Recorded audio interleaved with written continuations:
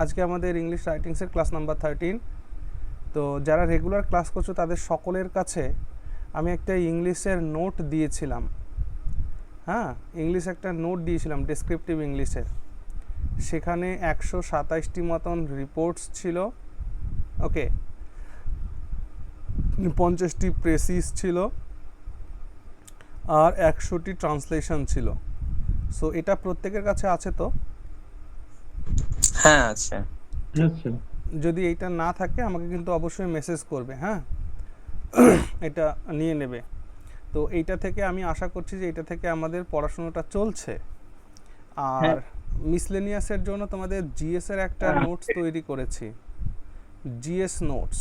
ওকে, তো জিএস নোটসটা যারা নেওনি তারাও কিন্তু নিয়ে নেবে, ঠিক আছে? চলো, জিএস নোটসের মধ্যে মোট স্যার গ্রুপে দিয়ে দিবেন? না না, গ্রুপে দেবো না ভাই, যারা মেসেজ করবে আমাকে তারাই পাবে। কারণ কি, এটা করতে তো আমার অনেক কষ্ট হয় ভাই। হ্যাঁ, এই যে যেমন এই তোমাদের গত সপ্তাহে যে ক্লাসগুলো অফ গেছে ওইটার জন্য, কিন্তু এর জন্যই, ঠিক আছে? হ্যাঁ বুঝেছি, সেটাই আলোচনায় আমরা বলছিলাম যে মনে হয় নোটস ফোটস তৈরির জন্য ক্লাস অফ ছিল। হ্যাঁ, কারণ কি এইটা দেখো এমন একটা ব্যাপার না, এইটা তৈরি করতে গেলে আমার তো ফুল কনসেন্ট্রেশন চাই, তাই না?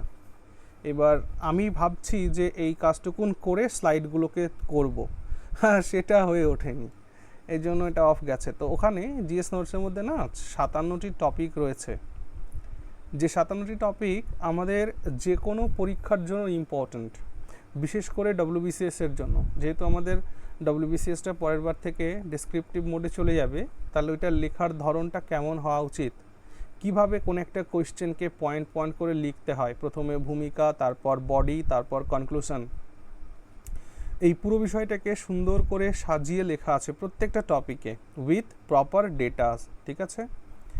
পুরো প্রপার ডেটা দিয়ে লেখা আছে। সো এইটা কিন্তু কালেক্ট করে নেবে যারা এখনও নাওনি। আমার এখানে যারা পড়ছো এটা তাদের কিন্তু কোনো টাকা দেওয়া লাগবে না, এইটা তোমাদের জন্য সকলের ফ্রি, ঠিক?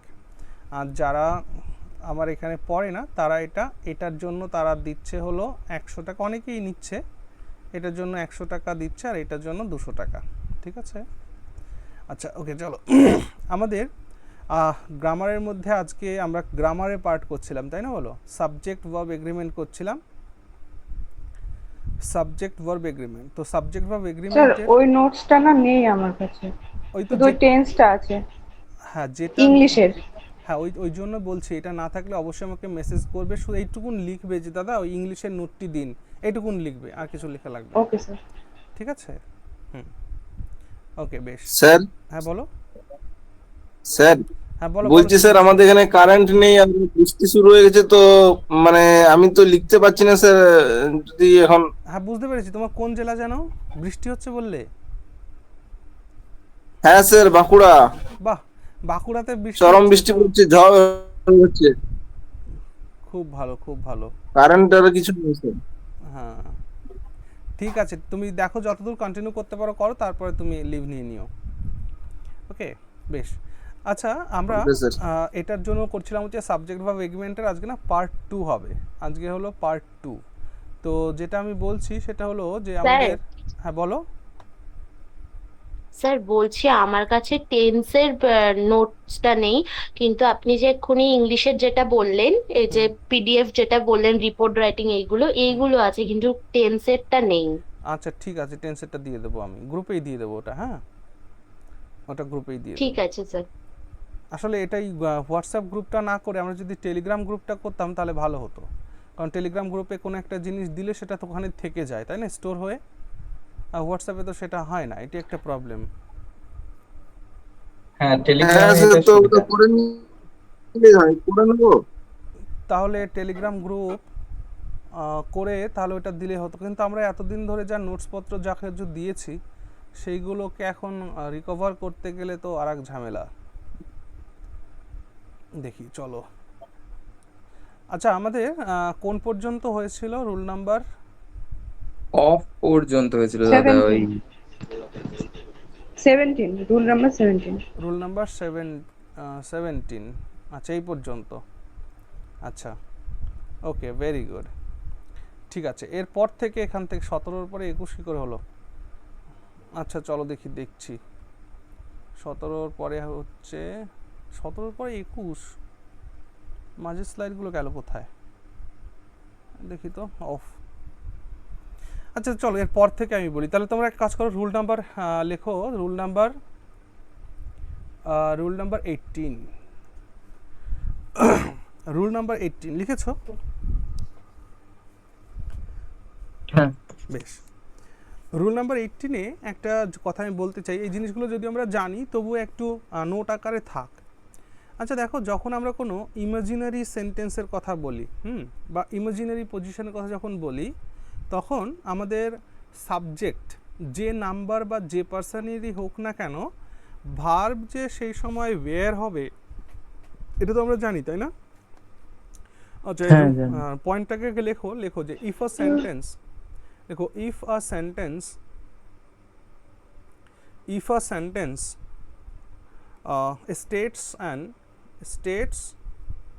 states মানে বলে an imaginary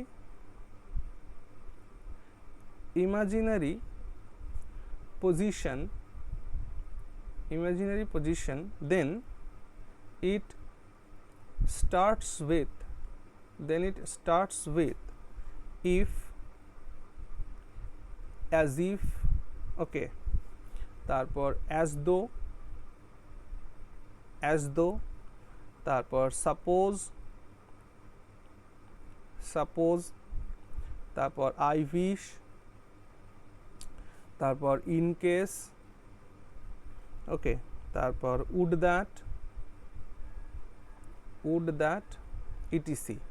তাহলে এখানে কি etc কি বললাম আমরা এখানে বললাম যে যদি কোনো সেন্টেন্স কোনো ইমাজিনারি পজিশনের কথা বলে, তাহলে সেই সেন্টেন্সগুলো if, as if, as though, suppose, I wish, in case, would that, এই সমস্ত শব্দগুলো দিয়ে সেন্টেন্সটা শুরু হয়। ঠিক আছে, এই ক্ষেত্রে হ্যাঁ, ইন সাচ কেস, তারপর লেখো ইন সাচ কেস, এই ক্ষেত্রে কি করব আমরা, in such case where is used, okay, irrespective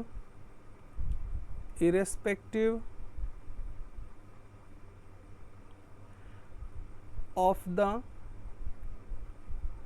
number and person of the subject, ওকে, সাবজেক্টের নাম্বার যাই থাকুক না কেন বা সাবজেক্টের পার্সন যাই থাকুক না কেন, ওয়েরই ব্যবহার করতে হবে। যেমন এক্সাম্পল দেখো, আমি বললাম কি যে আমি যদি একটি পাখি হতাম, তাহলে আই উইশ আই ওয়াজ আর ওয়ের আ বার্ড। বলো এখানে কি ব্যবহার করা উচিত?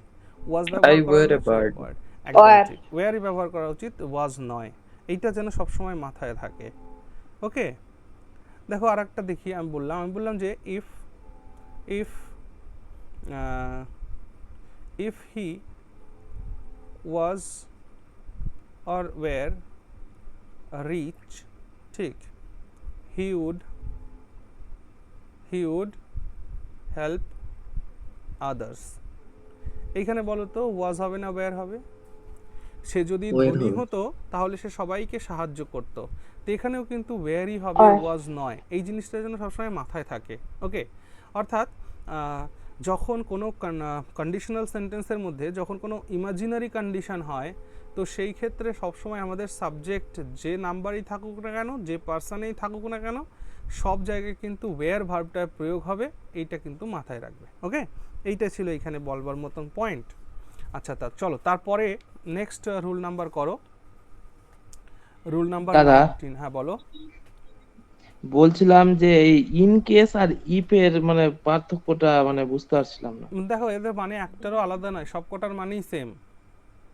ঠিক আছে, আচ্ছা, কিন্তু ইন কেস দিয়েও তো মানে সেন্টেন্স তৈরি মানেও হচ্ছে। যদি, ইফ মানেও যদি। মানে যে কোনো একটা দিলেই হবে, ইন কেস বা ইফ। হ্যাঁ, ওই জন্য এখানে যে কোনো একটা, এদের মধ্যে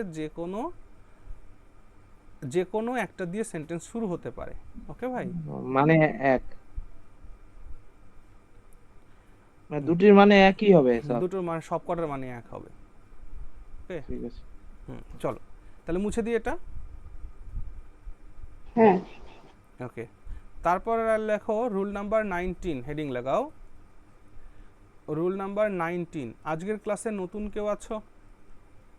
নতুন কয়েকজন তো অ্যাডমিশন নিয়েছো, 3-4 জন আছো আজকে ক্লাসে? স্যার আমার 20-12 দিন হলো, মানে হ্যাঁ, ওই তুমি আগে যখন ক্লাস করেছো তার মানে তুমি আর নতুন রইলে না, কিন্তু ও আচ্ছা। এই এই এই এই সপ্তাহের মধ্যে আরো 3-4 জন জয়েন করেছে, তাদের কথা বলছি। আছো কেউ ক্লাসে? ভালো। দাদা হ্যাঁ বলো। বলছিলাম যে আজকে একটা ইন কেসের একটা ই পেয়েছিলাম, আমি ওখানে ইফ দিচ্ছি তো ওটা ভুল দেখাচ্ছে সেন্টেন্সটা। সেন্টেন্সটা যদি লিখেন তো ভালো হয়। হ্যাঁ অবশ্যই, বলো তোমার কি সেন্টেন্স আছে। যে if if you need money you need money, you can carry, দাঁড়াও, if you need money you you can carry, you can carry হ্যাঁ carry my debit card. My debit card, yes.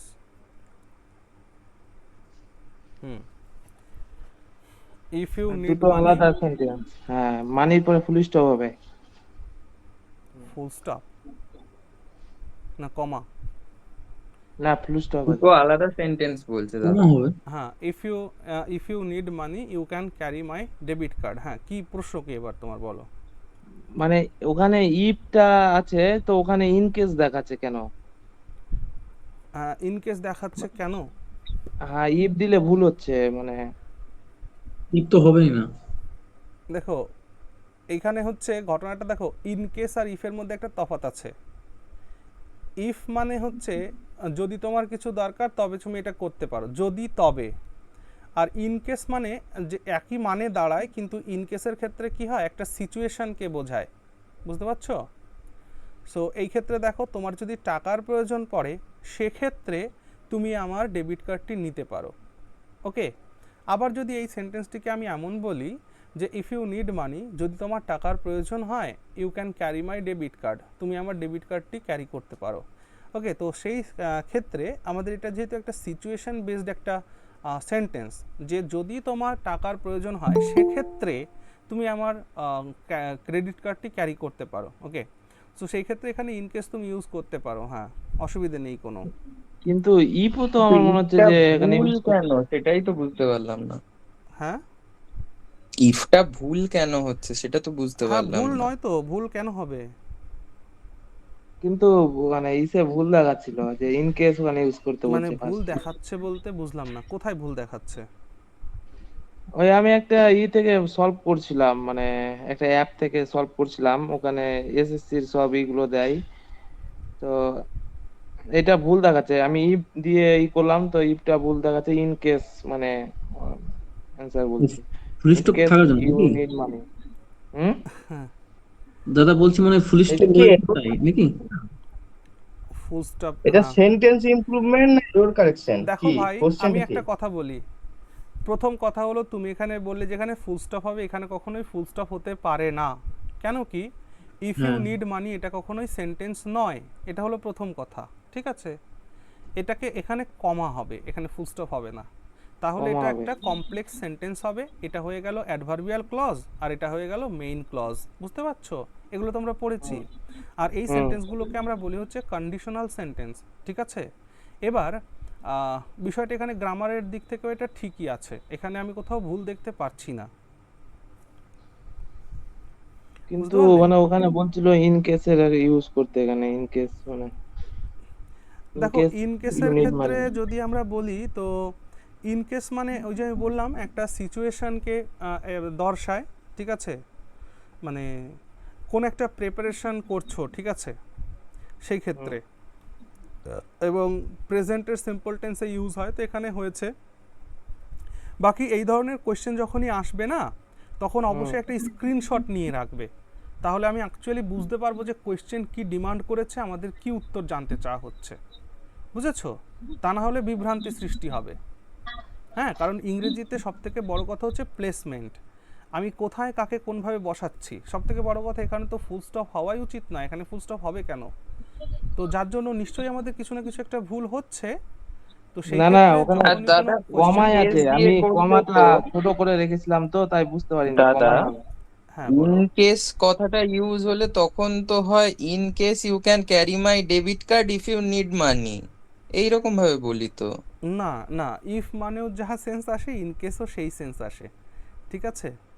দেখো আমি একটা sentence লিখছি, বোঝো ভালো করে। আমি একটা সেন্টেন্স লিখলাম, আমি বললাম কি যে আমি বললাম যে দেখো, take an umbrella, take an umbrella in case it it rains. Rains. বুঝতে পারছো? সো হ্যাঁ, মানে প্রিকশন নিয়ে রাখছি। একদম একটা তো প্রিকশনস এর এখানে ক্ষেত্রে মানে সবথেকে ইউ বড় কথা ক্যান হচ্ছে একটা carry my situation. Debit card. Okay, মনে রাখবে ইন কেস আমরা ব্যবহার করি সিচুয়েশনের ক্ষেত্রে। এমন সিচুয়েশন তৈরি হতে পারে যার জন্য একটা পূর্ব প্রস্তুতি নেওয়া, একটা প্রিপারেশন নিয়ে রাখা। ওকে, তাহলে এখান থেকে আমরা বলতে পারি যে ইন কেসকে আমরা ব্যবহার করি। হ্যাঁ, তো এখানে এরকম লিখতে পারি যে used to talk about doing something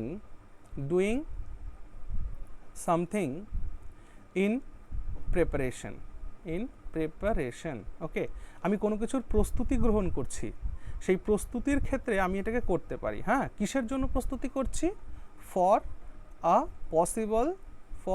possible future event. Okay, একটা পসিবল দাদা ফিউচার ইভেন্টের প্রিপারেশনের জন্য আমরা কোনো কিছু করছি, তো সেই ক্ষেত্রে আমরা ইন কেসকে ব্যবহার করতে পারি। এই নোটটাকে লিখে রাখো। হ্যাঁ, তো সেই ক্ষেত্রে ইন কেসের কনস্ট্রাকশনটা কেমন আসে, এই ক্ষেত্রে স্ট্রাকচারটাও জানা প্রয়োজন। এইখানে ইন কেস যখন আমি ব্যবহার করছি তখন তার কনস্ট্রাকশনটা এমন আসবে যে doing something plus in case plus simple present বা প্রেজেন্ট ইনডেফিনিট টেন্স ইউজ করতে হবে। এই স্ট্রাকচারটা এখানে আসে। ওকে, অর্থাৎ এই সেন্টেন্সের মানে কি? Take an umbrella in case it rains, এই সেন্টেন্সের মানে হচ্ছে যদি বৃষ্টি হয় সেই প্রস্তুতি হিসেবে ছাতা নিয়ে যাও, এইটা হলো কথা। ওকে, ইন কেসের পরে রেজাল্ট।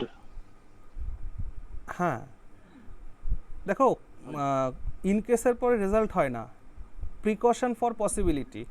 আচ্ছা, আমি আরও এটাকে ক্ল্যারিফাই করছি, যদিও এই দুটোর মধ্যে তফাৎ নেই, বোথ সিচুয়েশন মানে দুটোকেই আমরা কিন্তু কন্ডিশনাল সেন্টেন্সে ইউজ করি এবং ইমাজিনারি কন্ডিশনে ইউজ করি। মাথায় রেখো এটা, দুটোই ইফ হোক বা ইন কেস হোক, দুটোকেই সেম জায়গাতে আমরা ব্যবহার করি, মানে কন্ডিশনাল সেন্টেন্সে ব্যবহার করি।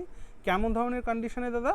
এটা হচ্ছে কন্ডিশনাল কন্ডিশনে ব্যবহার করি। ওকে, আচ্ছা, ইমাজিনারি কন্ডিশনে ব্যবহার করি। চলো আমি এইখানে দুটো ভাগ করে দেখাই। এইখানে ইফের সিচুয়েশনটাকে দেখাই আর এখানে ইন কেসের সিচুয়েশনটাকে দেখাই, ঠিক আছে? বাকি এখনও কিন্তু আমি তোমার কোয়েশ্চেনটা ক্লিয়ারলি বুঝিনি, তবুও এই দুটোর মধ্যে যা কিছু ব্যাপার স্যাপার আছে সেটাকে আমি আলোচনা করছি। দেখো, যখন আমি ইফ ইউজ করছি তখন দাদা ওখানে কমাই ছিল। হ্যাঁ ঠিক আছে রে ভাই, যখন আমি ইফ ইউজ করছি, যেটা বলছি রে মন দিয়ে শোনো, যখন আমি ইফ ইউজ করছি তখন আমি মিন করছি যে একটা কন্ডিশন আছে। ওকে, সেই কন্ডিশনটা রেজাল্ট আছে, অর্থাৎ কন্ডিশন উইথ আ রেজাল্ট। বুঝলে কি বললাম? যখন আমি ইফ ইউজ করছি তখন আমি এটা মিন করতে চাইছি যে একটা কন্ডিশন আছে, সেই কন্ডিশনের রেজাল্টটাও আছে, অর্থাৎ condition with a result. Clear?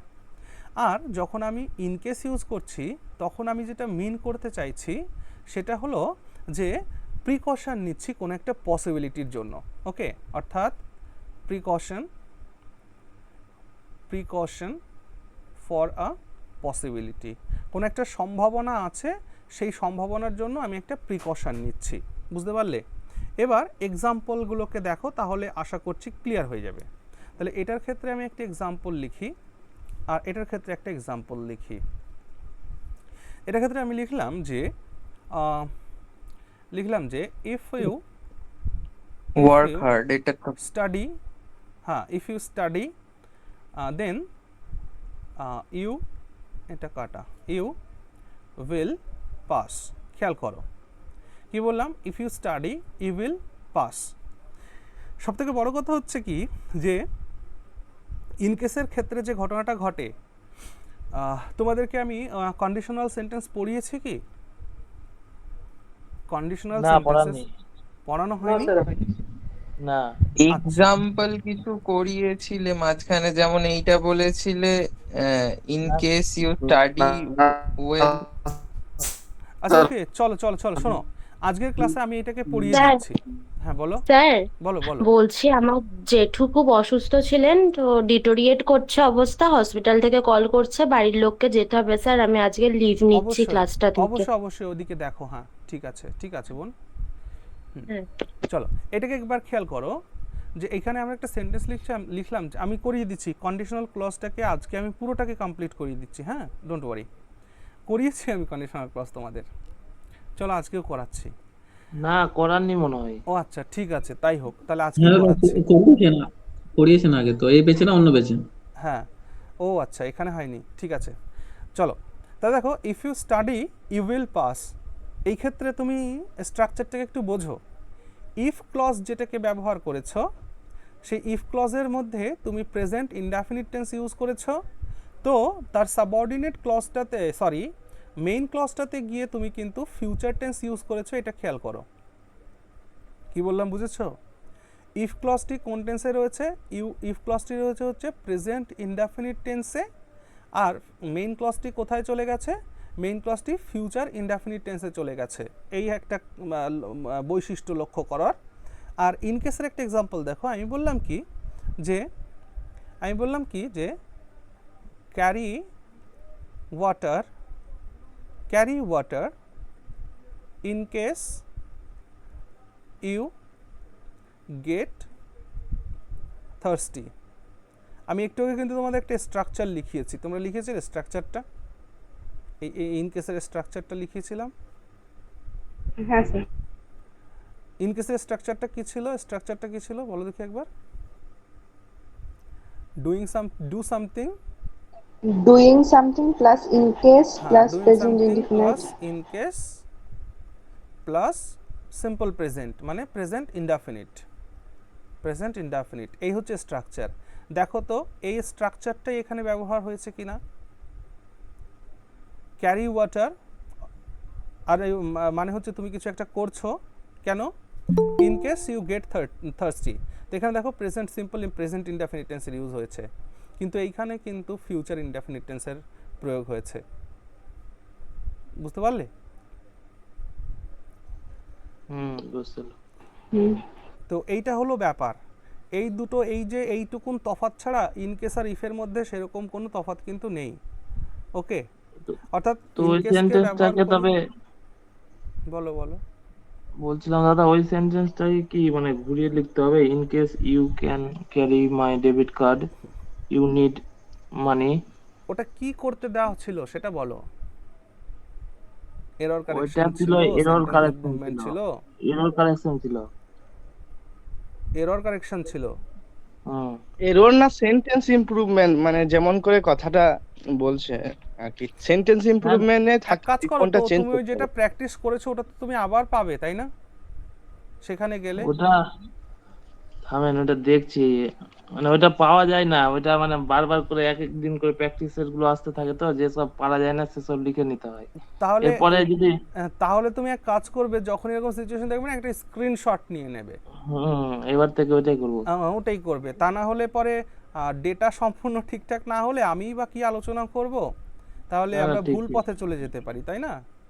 আচ্ছা, এখান থেকে তোমাদের আজকে গুরুত্বপূর্ণ একটা জিনিস আমি তোমাদেরকে বলছি, প্রত্যেকে মন দিয়ে শোনো। আমি বলছি কি কন্ডিশনাল সেন্টেন্সের কথা আমি বলছি। দেখো কন্ডিশনাল সেন্টেন্স বলতে কি বোঝা যায় না, কন্ডিশনাল ক্লজ যে সেন্টেন্সে ব্যবহৃত হয় সেটাই হচ্ছে কন্ডিশনাল সেন্টেন্স হয়। অর্থাৎ কন্ডিশনাল সেন্টেন্স হলে তার মধ্যে কন্ডিশনাল ক্লজ ব্যবহার হবে। এখন কন্ডিশনাল ক্লজ সেইটা দাদা কোন ধরনের ক্লজ না কন্ডিশনাল ক্লজটা সবসময় মনে রাখবে যে এটা অ্যাডভার্বিয়াল ক্লজ। কোন ধরনের ক্লজ বলছি? অ্যাডভার্বিয়াল ক্লজ, মনে থাকবে। তো কন্ডিশনাল ক্লজের ক্ষেত্রে আমরা যখন কন্ডিশন বলি না ভাই, তো 3 ধরনের কন্ডিশন আছে। কয় ধরনের কন্ডিশন আছে? 3 ধরনের কন্ডিশন আছে। ভালো করে শিখে রাখো, আজকের পর থেকে যেন এই জায়গাতে আর কোনো ভুল না হয়। 3 ধরনের কন্ডিশন বলতে কি? একটাকে আমরা বলছি হচ্ছে যে রিয়াল কন্ডিশন, রিয়াল কন্ডিশন। আরেকটাকে আমরা বলছি unreal condition, unreal condition, real condition আর আনরিয়াল কন্ডিশন। আর একটাকে আমরা বলছি হচ্ছে imaginary condition, imaginary, imaginary condition. এই 3 প্রকারের কন্ডিশন আছে। এই 3 প্রকারের কন্ডিশনটা খুব ভালো করে আমাদের শিখতে হবে। দেখো রিয়াল কন্ডিশন কাকে বলে? যে কন্ডিশনটি সত্য হতে পারে। আবার একবার বলো, রিয়াল কন্ডিশন মানে যে কন্ডিশনটি সত্য হতে পারে। আর আনরিয়াল কন্ডিশন মানে যেটা কোনোদিনই সত্যি হবার নয়। আর ইমাজিনারি কন্ডিশন মানে কি? আনরিয়াল কন্ডিশনেরই একটা পার্ট হচ্ছে imaginary condition. Just imaginary condition use করলে তার মানে আমরা কল্পনার জায়গা থেকে কথা বলি।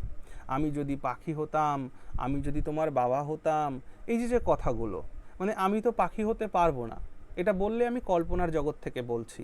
আমি যদি তোমার বাবা হতাম, এটাও আমি হতে পারবো না, কন্ডিশন, কল্পনা থেকে বলছি। বুঝেছো? এই 3 থেকে একবার একটু খেয়াল করো বিষয়টা কি। ইমাজিনারি রিয়াল কন্ডিশনের মধ্যে আমি এক্সাম্পল লিখছি আগে, তারপর বোঝানোর চেষ্টা করছি। আমি বললাম যে if I get a lottery, if I get a lottery, okay, I can buy a car। বলো দেখি এই সেন্টেন্সটা কি বুঝলে? If I get a lottery I can buy a car. বলছে আমি যদি একটা লটারি জিতি তাহলে আমি একটা গাড়ি কিনতে পারি। এই কন্ডিশনটার মধ্যে মানে একটা রিয়ালিটি আছে তো, মানে সে যদি একটা লটারি পায় তাহলে সে একটা গাড়ি কিনবে, এটার মধ্যে একটা সত্যতা, রিয়াল ব্যাপার আছে তো। হ্যাঁ চলো আমি আরো ভালো এক্সাম্পল সম্ভাবনা দিচ্ছি। সম্ভাবনা আছে। আমি আরো একটা ভালো এক্সাম্পল দিচ্ছি, দেখো। তাহলে ওই একটা এক্সাম্পল দিয়েই প্রত্যেকটা জায়গায় আমি ইউজ করতে পারবো, ঠিক আছে? আচ্ছা, আমি বললাম যে if I buy 2 cars, okay, if I buy 2 cars I shall give you one। খেয়াল করো, ইফ আই বাই 2 cars, আমি যদি 2টো গাড়ি কিনি তাহলে তোমায় একটি দেব। বলো এখানে এই কথাটার মধ্যে পসিবিলিটি আছে না, একটা রিয়াল কন্ডিশনের ব্যাপার আছে না? হ্যাঁ, সে যদি 2টো গাড়ি কেনে তাহলে সে আমায় একটা দেবে, দিতে পারে, একটা রিয়াল ব্যাপার আছে নাকি? হ্যাঁ এবার এখানে খেয়াল করো যে মনে রাখবে এই কন্ডিশনাল সেন্টেন্সটাকে না আমরা ইফ ক্লজও বলে থাকি। কন্ডিশনাল ক্লজকে আরেকটা কি ক্লজ বলি? If clause. কন্ডিশনাল ক্লজের আরেকটা নাম হচ্ছে ইফ ক্লজ। তো এখানে খেয়াল করো যে এইখানে ইফ ক্লজটি কোন টেন্সে ব্যবহার হয়েছে? এইখানে ইফ ক্লজটি কোন টেন্সে ব্যবহার হয়েছে? Present indefinite. Very good, present indefinite টেন্সে ব্যবহার হয়েছে। তাহলে এর সাথে যে মেইন ক্লজটা এসছে সেই মেইন ক্লজটা কোন টেন্সে ব্যবহার হয়েছে? ভেরি গুড, সেটা হচ্ছে ফিউচার ইনডেফিনিট। ফিউচার ইনডেফিনিট, খেয়াল করবে। তাহলে ইফ রিয়াল কন্ডিশনে ইফ ক্লজটি প্রেজেন্ট ইনডেফিনিট টেন্সে ইউজ হয় এবং তার সাথে মেইন ক্লজটি ফিউচার ইনডেফিনিট টেন্সে ব্যবহার হয়। এর কি কোনো ব্যতিক্রম আছে? হ্যাঁ, অবশ্যই আছে। আরেকটা এক্সাম্পল খেয়াল করো। If we boil water then it evaporates। দেখো এখানে ইফ ক্লজটি এখানে কোন টেন্সে ব্যবহার হয়েছে? ইফ উই বয়েল ওয়াটার, এটা প্রেজেন্ট ইনডেফিনিট টেন্সে ব্যবহার হয়েছে। আর এর সাথে যে মেইন ক্লজটা এসছে প্রেজেন্ট ইনডেফিনিট কোনটায় ব্যবহার হয়েছে? প্রেজেন্ট ইনডেফিনিটে ব্যবহার হয়েছে। ভেরি গুড, প্রেজেন্ট ইনডেফিনিট টেন্সে। তাহলে এখান থেকে একটা জিনিস বুঝলাম আমি যে রিয়াল কন্ডিশনে ইফ ক্লজ সর্বদা প্রেজেন্ট ইনডেফিনিট টেন্সে ব্যবহার হবে, আর মেইন ক্লজটি হয় ফিউচার ইনডেফিনিটে ইউজ হবে, না হলে প্রেজেন্ট ইনডেফিনিট টেন্সে ইউজ হবে। এখন কথা হলো যে সব জায়গায় কি আমি ফিউচার ইনডেফিনিট, সব জায়গায় কি আমি প্রেজেন্ট ইনডেফিনিট করতে পারি? না। যদি চিরন্তন সত্য কোনো ঘটনা প্রকাশ পায় তবে গিয়ে তার ক্ষেত্রে প্রেজেন্ট ইনডেফিনিট ইউজ করবে, আর বাদবাকি সব জায়গায় ফিউচার ইনডেফিনিট ইউজ করবে। তাহলে দ্বিতীয় বাক্যটিকে যখন তোমরা পড়ছো, এই দ্বিতীয় বাক্যটিকে থেকে কি মনে হচ্ছে না যেটা চিরন্তন সত্য একটা ঘটনা? যে যখন আমরা জলকে বাষ্পীভূত করব এটা এভাপোরেটস হবে, এটা তো একদম সত্যি। তাই চিরন্তন সত্যি ঘটনার ক্ষেত্রে ইফ ক্লজ প্রেজেন্ট ইনডেফিনিট টেন্সে ব্যবহার হয়েছে এবং তার সাথে মেইন ক্লজটা প্রেজেন্ট ইনডেফিনিট টেন্সে ব্যবহার হয়েছে। কিন্তু ওপরের সেন্টেন্সটিতে কি কোনো সত্যি মানে চিরন্তন সত্যি কোনো ঘটনা বা ইউনিভার্সাল ট্রুথ সম্পর্কে কিছু বলা হয়েছে? বলা হয়নি। যার কারণে আমরা ইফ ক্লজটাকে প্রেজেন্ট ইনডেফিনিট টেন্সে ইউজ করেছি, তার সাথে সাথে মেইন ক্লজটাকে ফিউচার ইনডেফিনিট টেন্সে ব্যবহার করেছি। ক্লিয়ার হলো? তাহলে ইফ ক্লজ মনে রাখবে, ইফ ক্লজ তিনটি মাত্র টেন্সে ব্যবহার হতে পারে। যদি তোমরা কখনো কোথাও দেখো যে ইফ ক্লজ এই তিনটি টেন্সের বাইরে ব্যবহার হয়েছে, তাহলে মনে করবা 100% সেখানে ভুল আছে। ইফ ক্লজ শুধুমাত্র তিনটি টেন্সে ব্যবহার হয়। এক তো দেখছো প্রেজেন্ট ইনডেফিনিট টেন্স, আর একটা হচ্ছে পাস্ট ইনডেফিনিট, আর একটা হচ্ছে পাস্ট পারফেক্ট। তাহলে present indefinite, past indefinite, past perfect, এই তিনটে টেন্সেই ইফ ক্লজ ব্যবহার হবে, আর কোথাও হবে না। এবার রিয়াল কন্ডিশন হয়ে গেল, এবার আনরিয়াল কন্ডিশনটাকে দেখো। আনরিয়াল কন্ডিশন মানে যেটা হওয়া কখনো সম্ভব নয়। রিয়াল কন্ডিশনের এই এক্সাম্পলগুলো দেখো, হওয়া সম্ভব, হওয়া সম্ভব, তাই রিয়াল কন্ডিশন। আর আনরিয়াল কন্ডিশন মানে যেটা জীবনেও কোনোদিন সম্ভব নয়। কেমন? এক্সাম্পল খেয়াল করো। If I bought 2 cars, if I bought 2 cars, comma, I would give you 1. কি বুঝলে ভাইয়া? আমি যদি দুটো গাড়ি কিনতাম তাহলে তোমায় একটি দিতাম। তাহলে বলো তো আমি কি গাড়ি কিনেছি? না। তাহলে এটার কন্ডিশন কি সত্যি হওয়ার কোনো প্রকার সম্ভাবনা আছে? আমি গাড়ি কিনে তার দেবো কি? এই জন্য এটা হচ্ছে আনরিয়াল কন্ডিশন। বুঝতে পারছো কিনা পারছো না? এইটা রাজনৈতিক নেতাদের বক্তৃতা। হ্যাঁ, রাজনৈতিক নেতাদের বক্তৃতা বলতে পারো, যে আমি যদি দুটো গাড়ি কিনতাম তাহলে তোমায় একটা দিতাম। আমি তো কিনিই নি গাড়ি, কন্ডিশনটাই হয়নি, তাহলে রেজাল্ট আর কি করে আসবে? তাহলে এটা গেল একটা। তাহলে এবার আমায় বলো তো এইখানে ইফ ক্লজ কোন টেন্সে ব্যবহার হয়েছে? Past indefinite. Very good. আর এর সাথে যে মেইন ক্লজটা এসছে সেই মেইন ক্লজে কোন টেন্স ব্যবহার করেছি? মেইন ক্লজে সাবজেক্ট প্লাস উড। খেয়াল করবে, subject plus would plus root verb plus object বা আদার্স, এটাই তো হয়েছে। এটাই মাথায় রাখবে। ইফ ক্লজ যদি পাস্ট ইনডেফিনিট টেন্সে ব্যবহার হয় তাহলে মেইন ক্লজের কনস্ট্রাকশন হবে subject plus would plus root verb plus object বা আদার্স। এই কনস্ট্রাকশন যেন চেঞ্জ না হয়। আর একটা দেখো আনরিয়াল কন্ডিশনে এটা পাস্ট ইনডেফিনিট গেল, আর একটা টেন্স ব্যবহার করা যায়, দ্যাট ইজ পাস্ট পারফেক্ট। আমি বললাম যে if I had bought 2 cars, if I had bought 2 cars, comma, I would have given you 1. ওকে, এটার মানে কি দাঁড়ালো তাহলে? আমি যদি দুটি গাড়ি কিনতাম তাহলে তোমায় একটি দিতে পারতাম। ওকে, আমি যদি দুটি গাড়ি কিনতাম তাহলে তোমায় একটি দিতে পারতাম। তাহলে এইখানে খেয়াল করো ইফ ক্লজ কোন টেন্সে ব্যবহার হয়েছে? ইফ ক্লজ এখানে পাস্ট পারফেক্ট টেন্সে ব্যবহার হয়েছে। আর তার সাথে এই যে মেইন ক্লজটা আছে, এই মেইন ক্লজটা এইখানে যে মেইন ক্লজটা ব্যবহার হয়েছে সেই মেইন ক্লজটা কোন টেন্স ফর্ম করেছে? মেইন ক্লজটা করেছে subject plus would plus have plus V3 plus object আর আদার্স। ওকে, এই কনস্ট্রাকশন। তো এই কনস্ট্রাকশনটা যেন কখনো চেঞ্জ না হয়, তো এই হচ্ছে ইফ ক্লজের তিনটি টেন্সের সিচুয়েশন। তাহলে ইফ ক্লজ তিনটি টেন্সের বাইরে আর কোনো টেন্স নিতে পারে না, হয় প্রেজেন্ট ইনডেফিনিট নেবে, না হলে পাস্ট ইনডেফিনিট নেবে, না হলে পাস্ট পারফেক্ট নেবে, আর কোনো টেন্স নিতে পারবে না। আর তাদের সাথে যে মেইন ক্লজ থাকবে তাহলে সেটা ফিউচার ইনডেফিনিট বা প্রেজেন্ট ইনডেফিনিট ব্যবহার হয় রিয়াল কন্ডিশনে, সেটা দেখলাম সিচুয়েশনটা কি। আর আনরিয়াল কন্ডিশনের ক্ষেত্রে সেটা উড, রুট ভার্ব, অবজেক্ট আদার্সে ব্যবহার হয়।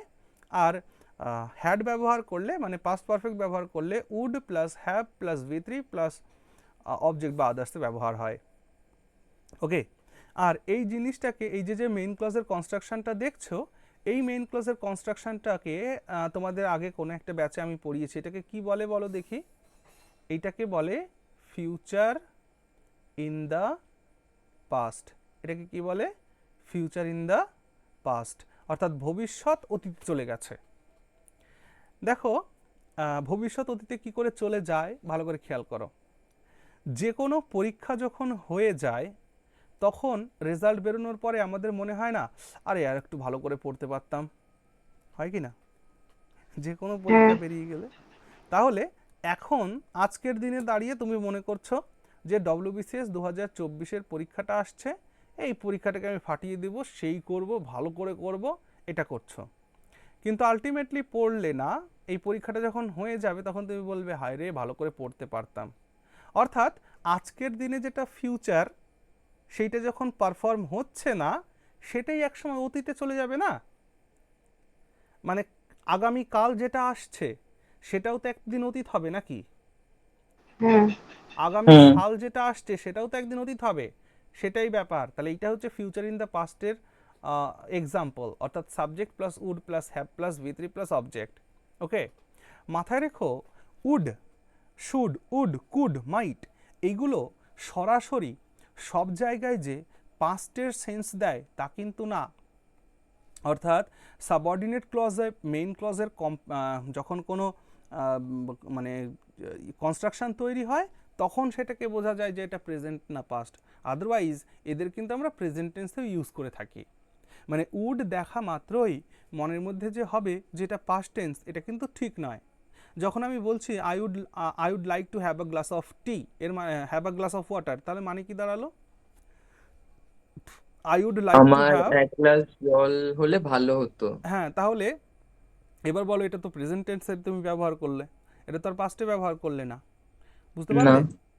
তো সেই ক্ষেত্রে মনে রাখবে যে এদের টেন্স নির্ধারণ হয় এর সাথে কোন কনস্ট্রাকশন এটা ব্যবহার হয়েছে সেটার উপরে ভিত্তি করে, ঠিক আছে? আচ্ছা, ছেড়ে দাও এটাকে, বাকি বেশি দূর যাওয়ার দরকার নেই। তাহলে রিয়াল দাদা কন্ডিশন আর আনরিয়াল কন্ডিশনটা কি বোঝা গেছে? হ্যাঁ বুঝলাম। বলো বলো ভাই। দাদা বলছিলাম যে রিয়াল কন্ডিশন কি মানে কন্টিনিউয়াসে মানে হয় না, কন্টিনিউয়াস বুঝায় না? রিয়াল কন্ডিশনে কন্টিনিউয়াস, আমি কি এতক্ষণ প্রেজেন্ট সেটা কন্টিনিউ, বললাম? প্রেজেন্ট কিন্তু কন্টিনিউয়াস, কিন্তু আপনি মনে তো হয় যে বলেন আমি আপনি বলেন তিনটে টেন্স হবে, হ্যাঁ, ইফ প্রেজেন্ট ক্লজ ইনডেফিনিট তিনটে টেন্সে হবে, present indefinite, past indefinite, past আর পারফেক্ট। ফার্স্ট পারফেক্ট, এর বাইরে কখনোই যাওয়া যায় না। তাই কন্টিনিউয়াস হবে না। ওকে, যদি কেউ বলে যে if I am doing the work, এটা ভুল কথা, বুঝেছো? ইফ ক্লজের সাথে কখনো মানে কন্টিনিউয়াস যেটা টেন্স ইউজ হবে করছি না। অলরেডি সেটাতে আবার সন্দেহ করার কি আছে? হ্যাঁ, তো এটা মাথায় রেখো, ইফ ক্লজে শুধুমাত্র তিনটি টেন্স ব্যবহার করা যায়, প্রেজেন্ট ইনডেফিনিট রিয়াল কন্ডিশনে, past indefinite past perfect unreal কন্ডিশনে। ওকে, হ্যাঁ, সন্দেহ করার কিছু নাই। আমি মনে হয় একবার দেখেছিলাম যে প্রেজেন্ট পারফেক্ট টেন্সে ইউজ হয়েছে, এরকম একটা কিছু দেখেছিলাম। এটা আমি খুঁজবো, যদি পাই তো আপনাকে অবশ্যই মানে খুঁজবে, এবং ওই ইউজগুলো একেবারেই ঠিক নয়, অশুদ্ধ ইউজ। হ্যাঁ ভাই, হ্যাঁ, ওই আমার ওইটাই একটু জানা ছিল তো তাই বললাম আর হ্যাঁ, কি। ওই জন্য মানে সন্দেহ যখনই করার কিছু কখনো নেই। কোনো, হ্যাঁ, যখন না সন্দেহ ওইটা বলেনি তোমাকে। ইফ আমি ইফ ক্লজ, বোঝানোর জন্য বলেছি ভাই ক্ষমা করে দাও। না ওই ওটা তোমাকে সন্দেহ প্রকাশ করেনি, ও বলতে চাইছে যে ইফ ব্যবহার করলে একটা সন্দেহবোধ ক্রিয়েট হয়, সেটা বলতে চাইছে, তোমাকে কিছু বলেনি। ওকে ভাই, আচ্ছা, ঠিক আছে, না না হ্যাঁ ঠিক হ্যাঁ আছে, আমি বুঝতে পেরেছি। ঠিক আছে চলো। আচ্ছা তিনটে কন্ডিশনে দাদা, প্রথমটা মানে যদি ফার্স্ট কন্ডিশনে সিম্পল ইফ ক্লোজটা সিম্পল প্রেজেন্ট টেন্স হবে, আর সেকেন্ড কন্ডিশনে সিম্পল পাস্ট, আর থার্ড কন্ডিশনে পাস্ট পারফেক্ট। হ্যাঁ আচ্ছা, এটা তুমি বললে first condition, second condition, third condition, but এটা তেমন হ্যাঁ না, এটা real condition, unreal condition. Okay. হ্যাঁ, ঠিক আছে, আমার নোটসে আগে ওইভাবে লেখা আছে হ্যাঁ রিয়েল। ঠিক আছে চলো। আর ইমাজিনারি কন্ডিশন মানে কি? যখন আমরা যেটা আমি নই সেটা আমি বলছি। মানে ধরো যে কি হয়েছে, মনে করো যে দুজন বন্ধু যাচ্ছিল একটা জায়গায়, যেতে যেতে ওদের মধ্যে কথা হচ্ছে। একজন বন্ধু বলছে, জানিস ও আমাকে কালকে কেমন গালাগালি দিয়েছে। তখন তোমার বন্ধু বলছে, তুই যদি আমি হতাম না ওকে শিক্ষা দিয়ে দিতাম। বলি না আমরা এই ধরনের কথা, মানে তোর জায়গায় যদি হ্যাঁ আমি থাকতাম তাহলে ওকে মজা দেখাতাম। তো এই যে যে হ্যাঁ, রুল ধরনের কথাগুলো। 16-এ তো ওটাই করালে দাদা, হ্যাঁ রুল 16-এ তো ওটাই করালো, ইফ অ্যাজ হ্যাঁ ওই ইফ সেটাই আমি অ্যাজ বলছি, ওইটাই হচ্ছে ইমাজিনারি কন্ডিশন। তো অলরেডি ওটা তো আমি পড়িয়ে দিয়েছি, বুঝলে? ওটাই হচ্ছে ইমাজিনারি কন্ডিশন। চলো তাহলে এবার আমরা আবার আমাদের জায়গাটাতে ফিরে যাই। কোথায় আমরা ছিলাম? কোথায় ছিলাম আমরা? রুল নাম্বার 19 হবে। 19 হবে। ওকে ওকে ভেরি গুড। চলো রুল নাম্বার 19 হেডিং লাগাও। Rule number 19। তো রুল নাম্বার 19 এর মধ্যে কি আছে দেখো। দেখো আমরা কিছু টার্ম ইউজ করি, যেমন এ নাম্বার অফ, লিখবে কিন্তু সবাই, এ নাম্বার অফ বা a large number of, a large number of বা a great number of, a great number of. Okay, এই টার্মগুলো a number of, a large number of, a great number of, যখন এগুলো ব্যবহার করি না, তো মনে রাখবে এরা সব সময় ব্যবহার হয় কার সাথে না, প্লুরাল কাউন্টেবল নাউনের সাথে। কার সাথে ব্যবহার হয়? প্লুরাল কাউন্টেবল নাউনের সাথে এরা ব্যবহার হয়। এবার কথা হলো দাদা এদের জন্য ভার্ব কি প্রয়োগ করব? এদের জন্য প্লুরাল ভার্ব ব্যবহার করব। ওকে, তাহলে a number of, a large number of, a great number of plus plural countable noun plus plural verb. Clear? এবার কথা হলো দাদা এক্সামিনার কি করে প্রশ্ন দিতে পারে এখানে? এক্সামিনার আমাদের প্রশ্ন দিতে পারে, এরম বলতে পারে যে এ নাম্বার অফ, আচ্ছা 1 2 করে লিখি, a number of student, a number of student was present in the class, 2 number বাক্য, a number of students was present in the class বা a number of students were present in the class। বলো কোনটা সঠিক? 3 নম্বরটা। একদমই তাই, 3 নম্বরটা সঠিক, বাকিগুলো সব ভুল আছে। ঠিক কেন? কারণ এ নাম্বার অফের সাথে অবশ্যই এখানে প্লুরাল নাউন পিএন হওয়া উচিত, পিসিএন অ্যাকচুয়ালি, পিসিএন প্লুরাল কাউন্টেবল নাউন হওয়া উচিত, এখানে এস দিতে হবে। এবং এখানে ভার্ব ওয়াজটা না, এখানে ভার্ব ওয়্যার ইউজ করতে হবে। এখানে যেমন প্লুরাল করা আছে তো এখানে ওয়াজ কেন, এখানে ওয়্যার হবে। ওকে, যেমন এটা সঠিক হলো। হ্যাঁ, এইটাই হচ্ছে রুল নাম্বার 19। এটা মানে কি বুঝাচ্ছে দাদা, এ নাম্বার অফ মানে? মানে একটা সংখ্যক ছাত্রছাত্রী ক্লাসে প্রেজেন্ট ছিল, ঠিক আছে? আচ্ছা, একটা সংখ্যক ছাত্রছাত্রী সেখানে উপস্থিত ছিল, ঠিক আছে? আচ্ছা, ঠিক আছে। এবার এখানে একটা কথা আছে, যদি এই এ নাম্বারের জায়গায় যদি আমি দা নাম্বার করে দিই তাহলে কি হবে? এ নাম্বারের জায়গায় যদি আমি দা নাম্বার করে দিই তাহলে কি হবে? দা নাম্বার হয়ে গেলে কিন্তু সিঙ্গুলার ভার্ব ব্যবহার করতে হবে। হ্যাঁ, সেই জন্য না এখানে একটা নোট করো, কারণ এই জিনিসগুলো আমরা মানে এইটুকুন রুল পড়ে মনে করো আমি থামিয়ে দিলাম, অন্য রুলে চলে গেলাম, তাহলে যখন এর জায়গায় দা চলে আসবে তখনই আমরা কনফিউজড হয়ে যাব। হ্যাঁ, এই জন্য নোট করে এই রুলটার সাথে লিখে রাখো যে কনস্ট্রাকশনটা কেমন হবে, যে the number of plus plural countable noun হবে, কিন্তু ভার্ব সিঙ্গুলার হবে, এসভি মানে সিঙ্গুলার ভার্ব হবে। এই কনস্ট্রাকশনটা একটু মাথায় রেখো। এ নাম্বার অফ হলে কি হচ্ছিল, প্লুরাল কাউন্টেবল নাউন হচ্ছিল, প্লুরাল ভার্বও হচ্ছিল, কিন্তু জাস্ট এর জায়গায় দা যদি হয়ে যায়, দা নাম্বার অফ হয়ে গেলেই এখানে প্লুরাল কাউন্টেবল নাউন হবে, এটা তো ঠিকই আছে, কিন্তু ভার্ব সিঙ্গুলার হবে, এটা মাথায় রেখো। মানে আমি দুটো এক্সাম্পল লিখছি, তোমরা বলবে কোনটা ঠিক কোনটা ভুল। আমি বললাম যে দ্য নাম্বার অফ বয়েজ আর 50, আর একটা বললাম the number of boys is 50। সেকেন্ডটা ঠিক। এইটা ঠিক হবে, এইটা ভুল হবে। এখন কথা হলো দাদা কেন এমনটা হলো, বিষয়টা কি? বিষয়টা হলো লিখবে নাকি একটু, লিখবে নাকি একটা স্টার চিহ্ন দিয়ে? হ্যাঁ স্যার লিখবো। লেখো, আমি বলছি, লেখো লেখো। The number of denotes, the number of denotes, the number অফকে সিঙ্গেল কোটের মধ্যে রেখো, রেখে লেখো the number of denotes, the number of denotes the number of plural countable noun, the number of denotes the number of plural countable noun, plural countable noun পুরোটা না লিখতে চাইলে PCN লিখবে, in a single unit, in a single unit। তাহলে the number of denotes the number of plural countable noun in a single unit, so it takes singular verb, so it takes singular verb।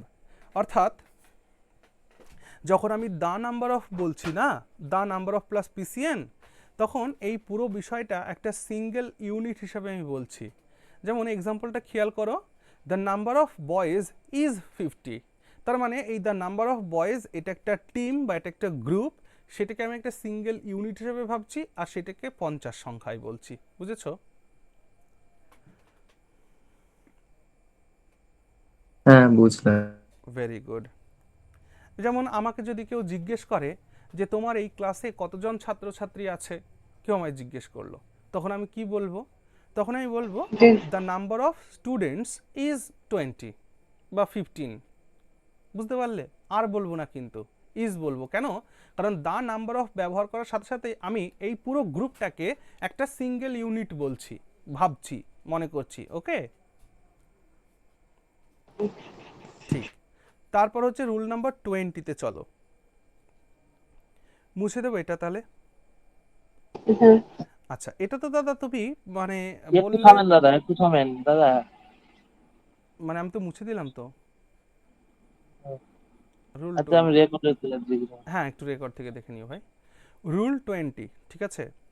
Rule 20-তে আমরা এতক্ষণ plural countable নাউনকে নিয়ে আলোচনা করলাম। এবার যদি uncountable noun হয় তাহলে কি করব? আনকাউন্টেবল নাউনের জন্য আমরা অ্যামাউন্ট অফ, কোয়ান্টিটি অফ এইগুলোকে ব্যবহার করি, ঠিক আছে? তাই লেখো যে রুল নাম্বার 20-তে লেখো যে উই ইউজ অ্যামাউন্ট অফ বা quantity of okay for uncountable noun, hence singular verb is used,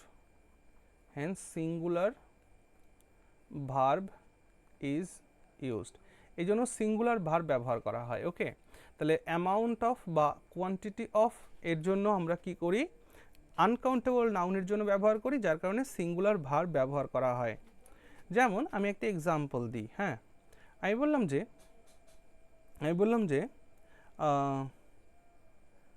the amount of money the amount of money are not sufficient, এটা একটা সেন্টেন্স বললাম। আর একটা সেন্টেন্স বললাম যে the amount of money is not sufficient, কোন কথাটি ঠিক? 2 নম্বরটা 2 নম্বরটা 2 নম্বর কথাটি Second. ঠিক, প্রথম নাম্বারটা ভুল। ওকে, কারণ এই যে এটা মানিটা হচ্ছে একটা আনকাউন্টেবল নাউন, তো এর সঙ্গে সবসময় আমরা সিঙ্গুলার ভার্বে প্রয়োগ করব, এটা নয়। ওকে,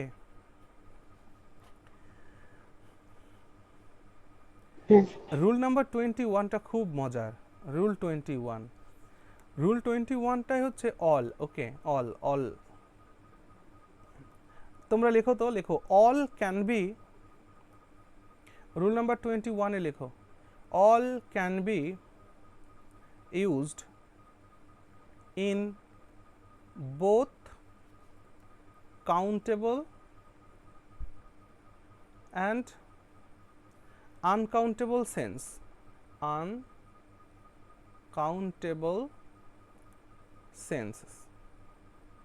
তার মানে অলকে কাউন্টেবল সেন্সেও ব্যবহার করা যেতে পারে, আনকাউন্টেবল সেন্সেও ব্যবহার করা যেতে পারে। ওকে, এবার ঘটনা হচ্ছে যে অলকে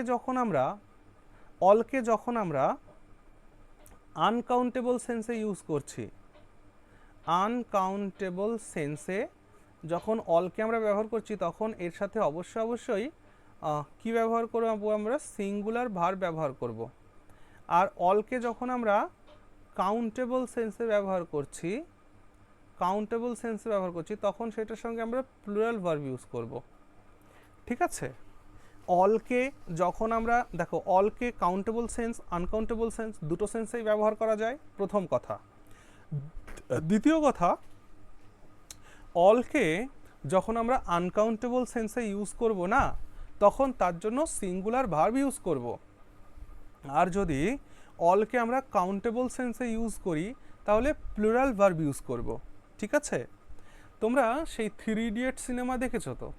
3 ইডিয়ট সিনেমাতে ওই আমির খান একটা কথা বলে না, যে ওদের গ্রামে যে চৌকিদার ছিল, সেই চৌকিদার রাত্রেবেলায় ঘুমোতো কিন্তু মুখে চিৎকার করতো all is well, all is well, তাই না? হ্যাঁ, তো অল ইজ ওয়েল, তো অলের পাশে ইজও বসে, অলের পাশে আরও বসে। এইটুকু নোট হয়েছে? তাহলে এবার আমি এক্সাম্পল দেখাই। হয়েছে? বেশ, শোনো এক্সাম্পল দেখো, দুটো এক্সাম্পল লিখছি, 1, 2। আমি বললাম যে all is well at home, আরেকটাই বললাম all are well at home. এবার কথা হলো, দাদা ব্যাপারটা কি? এই দুটো সেন্টেন্সের কোনটা ঠিক কোনটা ভুল? দুটোই ঠিক, এটাও ঠিক এটাও ঠিক, কিন্তু মানেতে একটু পরিবর্তন আসে, অর্থে একটু পরিবর্তন আসে। কি পরিবর্তন আসে? যখন তুমি বলছো যে all is well at home, তার মানে তুমি বলতে চাইছো বাড়ির যাবতীয় সব কিছু ঠিক আছে। ওকে, এটা বলছো। আর যখন তুমি বলছো all are well at home, তার মানে তুমি বলছো ফ্যামিলি মেম্বাররা সুস্থ এটা আছে। হেলথ বোঝাচ্ছে। ভেরি গুড, বাড়ির সকল সদস্য ঠিক আছে।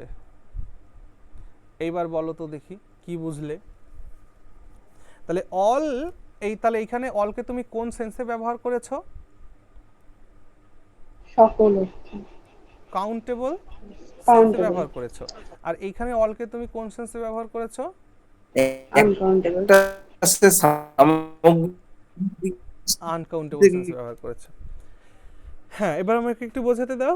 দেখো, প্রথমের অলটাকে তুমি আনকাউন্টেবল সেন্সে ইউজ করেছো, যার কারণে তুমি ইজ ইউজ করেছো। ওইটার বাংলা মানে কি দাঁড়ালো? বাড়ির যাবতীয় সব কিছু ঠিক আছে। তার মানে তোমার বাড়ির ফ্যামিলি মেম্বার্স যারা আছে তারা ঠিক আছে, তোমার বাড়ির কুকুর ঠিক আছে, তোমার বাড়ির গরু বাছুর ঠিক আছে, তোমার বাড়ির গাছপালা ঠিক আছে, তোমার বাড়ির চৌকি বিছানাপত্র খাট বালিশ আলনা আরমালি সব ঠিক আছে, বাড়ির বাতাস ঠিক আছে, বাড়ির সমস্ত কিছু ঠিক আছে, মানে যাকে তুমি কাউন্ট করে সারতে পারছো না। আনকাউন্টেবল মানে কি? যাকে গুণে শেষ করা যায় না, যাকে গোনা যায় না, বুঝতে পারলে? তোমার বাড়ির টিউবওয়েলটা ঠিক আছে, তোমার বাড়ির গিজারটা ঠিক আছে, ঠিক আছে, মানে তোমার বাড়ির সব কিছু ঠিকঠাক, all is well at home, এটার মানে এটা। আর যখনই তুমি অলকে গুনছো, কাউন্টেবল সেন্সে নিয়ে গেছো, তখন বলছো all are well at home, it means তোমার বাড়ির যে সদস্য মেম্বার্সগুলো রয়েছে, ফ্যামিলি মেম্বার্স, তাদের কথা বলছো তুমি যে all are well at home, বাড়িতে সবাই ঠিক আছে, মা ঠিক আছে, বাবা ঠিক আছে, ভাই ঠিক আছে, বোন ঠিক আছে, ইত্যাদি ইত্যাদি। বলো তো দুটো জিনিস বুঝলে কি না? হ্যাঁ তো এটা অলের ইউজ। তো আমাদের রাইটিংসের মধ্যে জিনিসটা খেয়াল রাখবে আমরা কোথায় অল ইউজ করছি। যদি অলকে আমরা কাউন্টেবল সেন্সে ইউজ করি, প্লুরাল ভার্ব ইউজ করব। অলকে যদি আমরা আনকাউন্টেবল সেন্সে ইউজ করি, ইজ ব্যবহার করব। তাহলে ওই যে চকিদার বলতো অল ইজ ওয়েল, তার মানে হচ্ছে ওই এলাকার সব কিছু ঠিকঠাক আছে, মানুষজন, গরু বাছুর ভেড়া, রাস্তাঘাট সব কিছু ঠিকঠাক, এই জন্য বলতো অল ইজ ওয়েল, তাই না? আচ্ছা, চলে আসে এবার রুল নাম্বার কত হবে?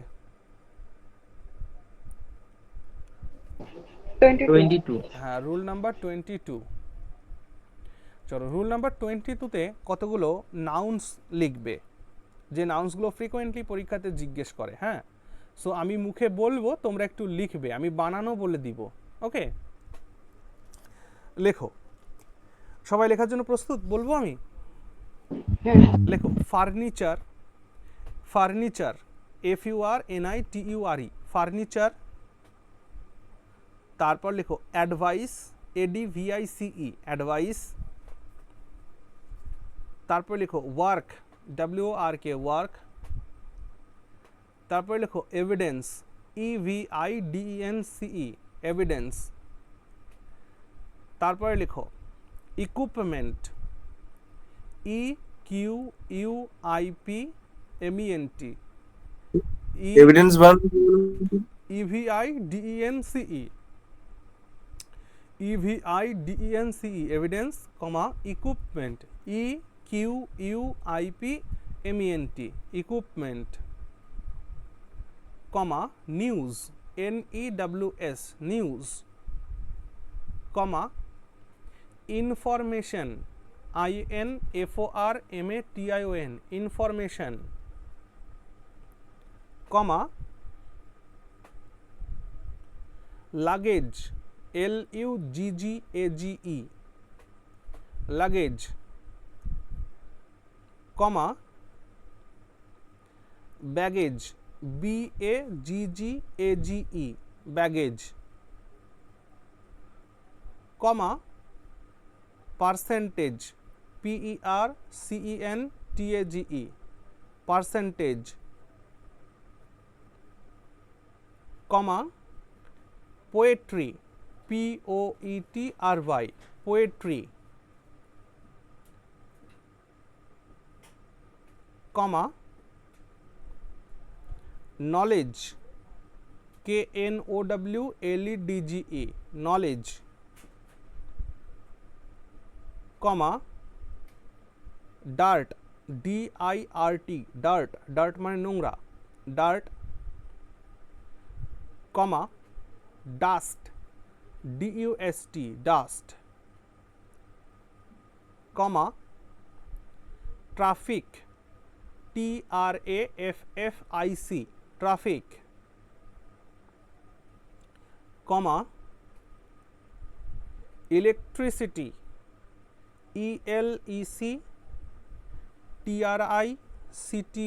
CITY, electricity,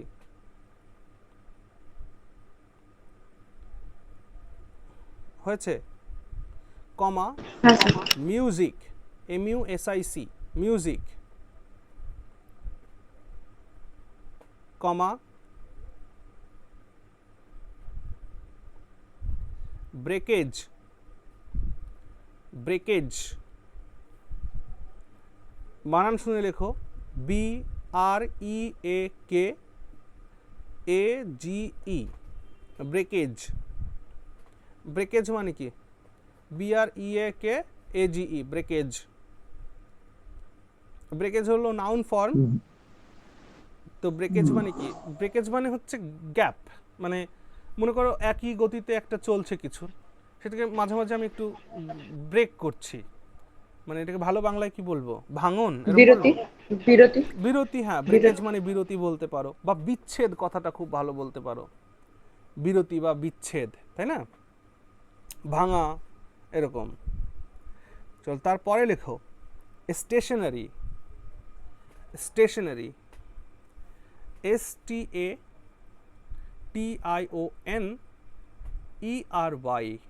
stationery. স্টেশনারি,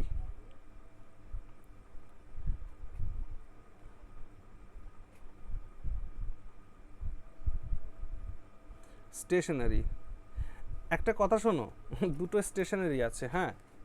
একটা হচ্ছে STATIONERY, আর একটা আছে STATIONARY।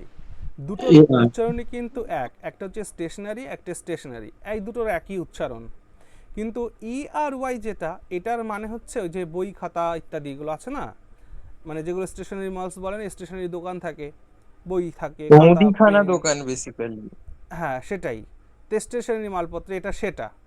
আর স্টেশন ARY যেটা না, এটার মানে কিন্তু আলাদা, এটার মানে হচ্ছে স্থির অবস্থায় থাকা। সেটা স্ট্যান্ড স্টিল আর কি। হ্যাঁ একদমই তাই, এটা হচ্ছে স্ট্যান্ড স্টিল, স্থির দাঁড়িয়ে রয়েছে এমন।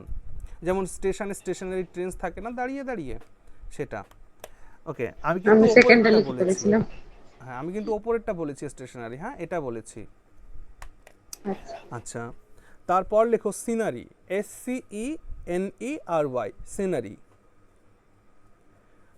SCENERY, scenery, comma. তারপরে লেখো কনফেকশনারি, CONFECTIONERY, কনফেকশনারি। কনফেকশনারি মানে কি? মিষ্টির দোকান। হ্যাঁ মিষ্টির দোকান, ভেরি গুড, কনফেকশনারি।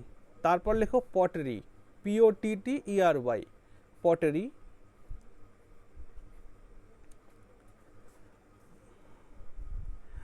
তারপরে লেখো বেকারি, BAKERY, বেকারি। বেকারিতে কি কি খাবার পাওয়া যায়? কেক, পেস্ট্রি, কেক, পাউরুটি, পেস্ট্রি, ব্রেড। বিস্কিট, হ্যাঁ, পাউরুটি, হ্যাঁ ভেরি গুড। তারপরে লেখো ক্রকারি, ক্রকারিতে কি কি পাওয়া যায়? ক্রকারি মানে তো বাসনপত্র, হ্যাঁ সে তো বুঝলাম, কিসের বাসনপত্র? স্টিলের। ক্রকারি, ক্রকারি মানে স্টিলের বাসনপত্র? হ্যাঁ, না কপার, কে জানে। তোমরা চীনামাটি শুনেছো? চীনামাটি, হ্যাঁ হ্যাঁ, হ্যাঁ হ্যাঁ কাপ হ্যাঁ। দিয়ে সেরামিক তৈরি হয়, যেটাকে বলে, হ্যাঁ ceramic, ceramic very cup. Good. তো চীনামাটির যে জিনিসগুলো আছে না, ওইগুলোকে বলা হয় ক্রকারি। মেলাতে মেলাতে ক্রকারির দোকান বসে না। চলো তারপরে লিখো বিহেভিয়ার, BEHAVIOUR। আমি এখানে যে নাউন্সগুলোর কথা বলছি না, এই নাউনগুলো থেকেই পরীক্ষায় প্রশ্ন জিজ্ঞেস করে। সো এমন ভাবার দরকার নেই যে আর তো বললে না, যতদূর বলছি ততদূর লিখো। বিহেভিয়ার, আমার তোমার স্টক অফ ওয়ার্ড করাচ্ছ আমাদের। হ্যাঁ বিহেভিয়ার হয়েছে BEHAVIOUR, বিহেভিয়ার। না দেখো এই শব্দগুলো খুবই কমন, যেগুলো আমরা ইউজ করি আমাদের ডেইলি লাইফে, তাই না? তো সেই ক্ষেত্রে আমাদের রাইটিংসের মধ্যে এগুলো আসবে, এই জন্য এগুলো জেনে রাখা উচিত যে এদের কখনো আমরা প্লুরাল ফর্মে ইউজ করে ফেলছি কিনা, মাথা রাখতে হবে। ফার্নিচারকে ফার্নিচার আচ্ছা দাদা, বলছি তাহলে কিনা। স্টিলের বাসনপত্রকে কি বলবো? টেনসিলস বলে ভাই, ইউটেনসিলস। ও হ্যাঁ হ্যাঁ হ্যাঁ। হুম, চলো বিহেভিয়ার লিখেছ, তারপরে লেখো হেয়ার, HAIR, হেয়ার, চুল, হেয়ার। তারপরে লেখো বিজনেস, বিজনেস মানে বুসিনেস, BUSINESS, বিজনেস। তারপরে লেখো মিসচিফ, MISCHIEF, মিসচিফ। তারপরে লেখো ব্রেড, BREAD, ব্রেড। তারপরে লেখো ওয়েস্টেজ, WASTAGE, ওয়েস্টেজ। তারপরে লেখো মানি, MONEY মানি। তারপরে লেখো jewellery, JEWELLERY jewellery.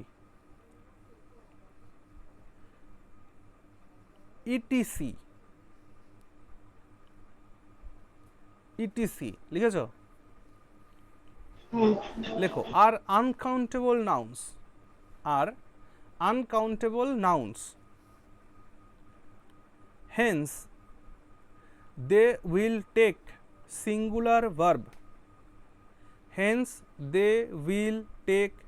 singular verb, Bangla একটা কথা লিখে রাখো তো ব্র্যাকেট দিয়ে, লেখো মনে রাখবে এই নাউনগুলির আগে কখনো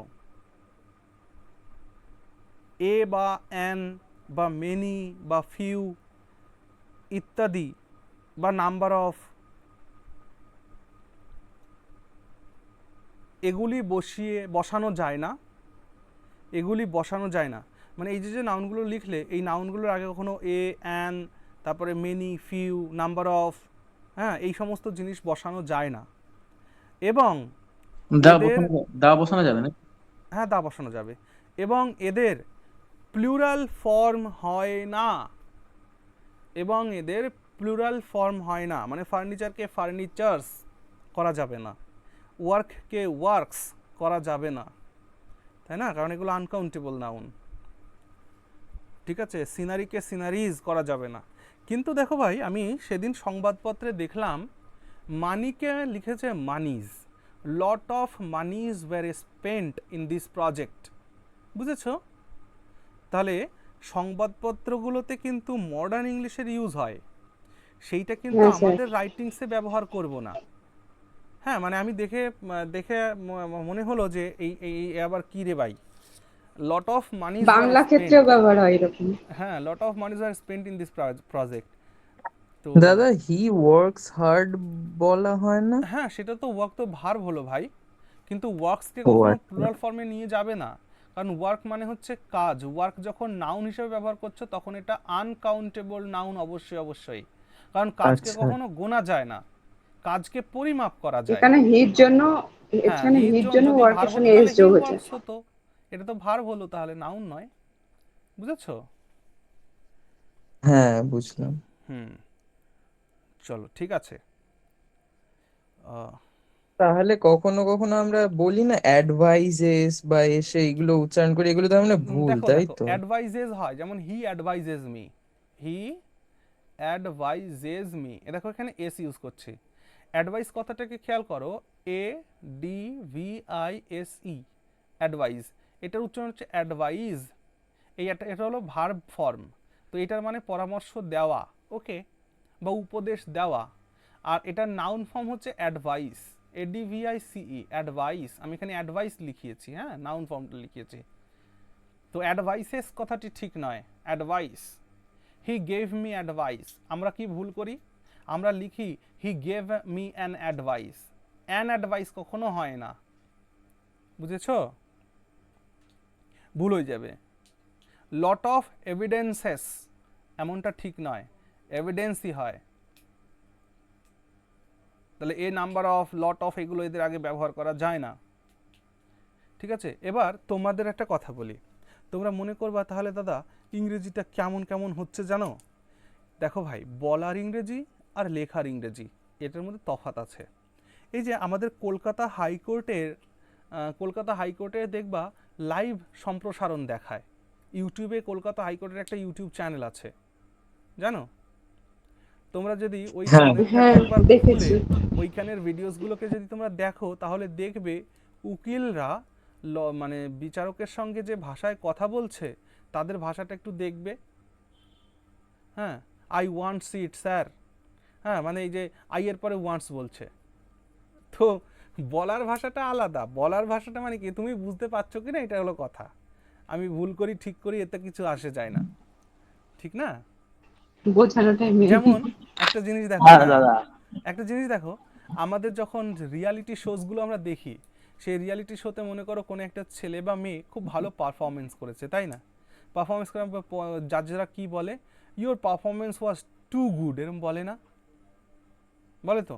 হ্যাঁ হ্যাঁ কিন্তু মাথায় রাখবা এই টু কথাটি কখনোই প্লিজেন্ট অ্যাডজেক্টিভের সাথে ব্যবহার করা যায় না। গুডটা কি? গুডটা হচ্ছে একটা প্লিজেন্ট অ্যাডজেক্টিভ। প্লিজেন্ট অ্যাডজেক্টিভ মানে কি? অর্থাৎ যে অ্যাডজেক্টিভের মাধ্যমে ভালো ভালো কথা বলা হচ্ছে, প্লিজেন্টনেস আছে যার মধ্যে। তো প্লিজেন্ট অ্যাডজেক্টিভের সাথে কখনোই টু ব্যবহার করা যায় না। তাহলে কি করা যাবে? টু গুডটাকে ইউজ না করে বলতে হবে ভেরি গুড। টু গুডটাকে না ব্যবহার করে বলতে হবে ভেরি গুড। ওকে, তারপর কথা হলো দাদা টু গুড, তাহলে টু গুড তো আমরা শুনে থাকি, ভুল শুনে থাকি তো। তারা যা তোমরা একবার একটা কল্পনা করো, বিরাট কোহলি সে হচ্ছে 12th পাস, তাই তো? সে ফরাটেদার ইংরেজি বলছে কিনা? বলছে না। সে যে ইংরেজিটা বলছে সে কি প্রপারলি গ্রামার মানে থরলি পড়ে বলছে? না তো। না।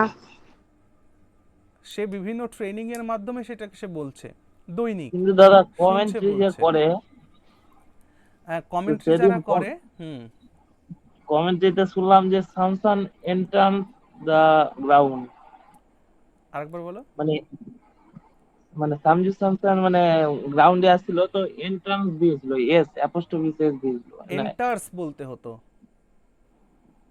হ্যাঁ, তো তো ওটা তো মানে লাইভে চলছে, তো ওটা তো কন্টিনিউয়াসে বলা উচিত ছিল, কিন্তু মানে ইনডিফিনিট নিয়ে চলে ও গেছিল। না ভাই, দেখো প্রেজেন্ট ইনডেফিনিট টেন্সকেও আমরা লাইভ মানে রানিং সিচুয়েশনে কন্টিনিউয়াসের সাবস্টিটিউট হিসেবে বলতে পারি। কিন্তু